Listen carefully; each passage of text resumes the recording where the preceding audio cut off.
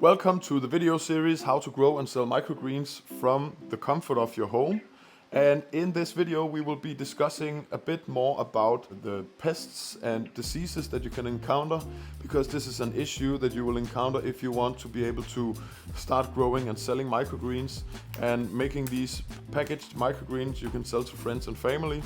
So if you want to make this into a good product, then you don't want to have pests, you don't want to have flies flying around in your grow space.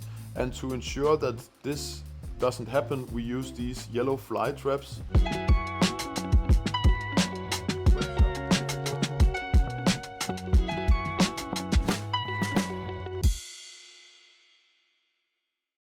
After growing microgreens for 7 years, growing in a small setup like this in our apartment and establishing a business where we now have 50 employees, we've chosen to make this video series to help you become a better grower, help you make a setup like this in your home, start growing microgreens, start producing for your own consumption, but also for your friends, your family, your neighbors, and selling them to create a small side hustle. By making this video series about this procedure and this process, we hope that you can start understanding a bit better what and how you should do it, and then learn how to grow microgreens, how to sell microgreens.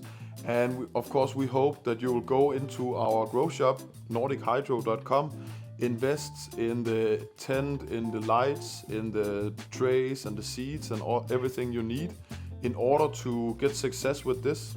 And in exchange, of course, we help you to become a grower, and we help you to understand how you should do this in a simplified way, where you will understand how you can create a side hustle from this. And the idea is that as soon as you understand and have learned how to start selling to your friends and family, we have set up coaching and consultation programs that teach you how to get into selling in a more consistent basis, not focusing on the farmers markets, but more focused on the restaurant industry, the hospitality industry, and how you can integrate your microgreens into the hospitality industry, selling that to local restaurants, to local wholesalers.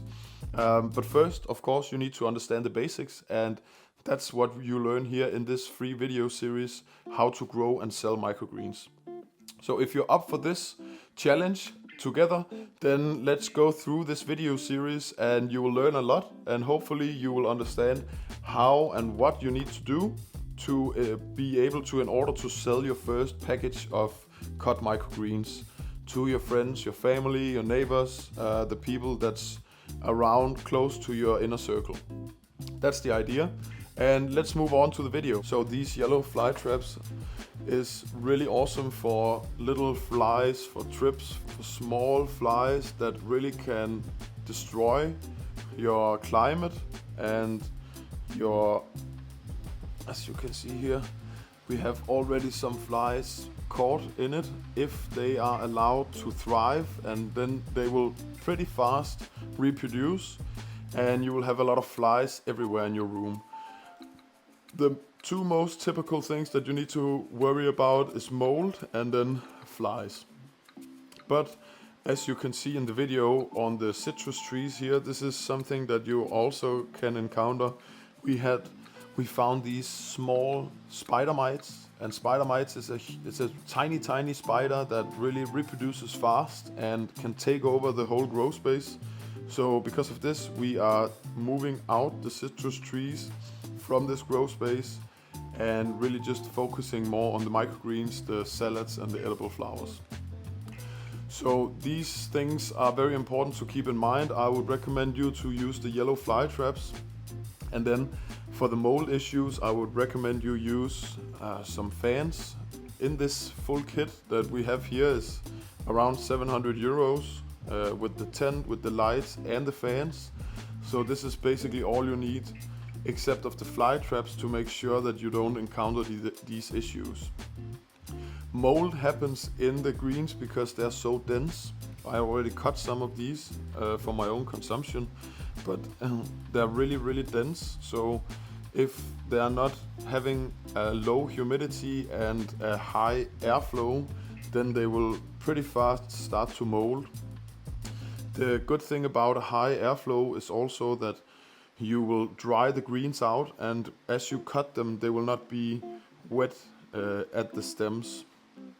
So this is something that you can ensure that as soon as you've cut them into containers like this, then they will not mold inside the containers, and you can put them in the fridge and store them a pretty long time. We're using organic soil in these, and when we're using organic soil, it has already some nutrients in it, and when you are doing it this way, then you will also be able to store your microgreens a longer time than if you would grow with cocoa, because the nutrients will help increase the thickness of the stem, so it will last longer and it will not be a very thin stem that does not have any nutrients. The good thing about using organic soil is also that you can grow them for longer without needing to add nutrients. We have not added any nutrients to these, and we've grown these for 12 days now. So this is things to keep in mind when you are using the grow tent from Nordic Hydro with the lights and with the ventilation systems.